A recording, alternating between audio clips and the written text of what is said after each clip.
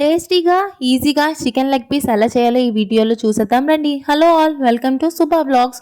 ముందుగా chicken leg పీస్ని తీసుకొని చిన్న చిన్న గంట్లు పెట్టుకొని అరచెక్క నిమ్మరసాన్ని పిక్కలు లేకుండా వేసుకోవాలి. హాఫ్ టీ స్పూన్ సాల్ట్ వేసుకొని బాగా కలుపుకొని పక్కన పెట్టుకోవాలి. ఈలోపు ఒక బౌల్ తీసుకొని 1 కప్ పెరుగు వేసుకొని చిటికెడు పసుపు, 2.5 టీ స్పూన్ కారం వేసుకొని 1 టేబుల్ స్పూన్ ధనియాల powder, half table spoon garam masala powder, 1 table spoon అల్లం వెల్లుల్లి పేస్ట్ వేసుకొని సాల్ట్ ఇందాక వేసుకున్నాం కదా, అది ఇక్కడ అడ్జస్ట్ చేసుకొని వేసుకోవాలి. ఇది బాగా మిక్స్ చేసుకొని ముందుగా ఉంచుకున్న లెగ్ పీసెస్ని ఇందులో వేసుకొని బాగా ముక్కకి పట్టేటట్టు బాగా కలుపుకోవాలి. కలుపుకున్నాక 2 రెమ్మల కరివేపాకు, 2 పచ్చిమిర్చి కట్ చేసుకొని సన్నంగా తరిగి పెట్టుకొని ఉంచుకున్న కొత్తిమీర వేసి మళ్ళీ ఒకసారి కలుపుకోవాలి.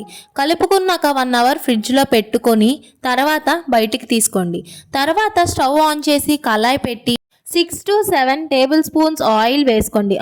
2 సన్నగా తరిగి పెట్టుకొని ఉంచుకున్న ఉల్లిపాయలు వేసుకోండి. అది ఫ్రైడ్ ఆనియన్స్లా వేపుకుంటే బాగుంటుంది. ఆనియన్స్ లైట్ బ్రౌన్ కలర్ వచ్చే వరకు వేపుకోండి. తర్వాత ఆ లెగ్ పీసెస్ని వేసుకొని ఒక సైడ్ వేగాక ఇంకో సైడ్ తిప్పుతూ ఉండాలి.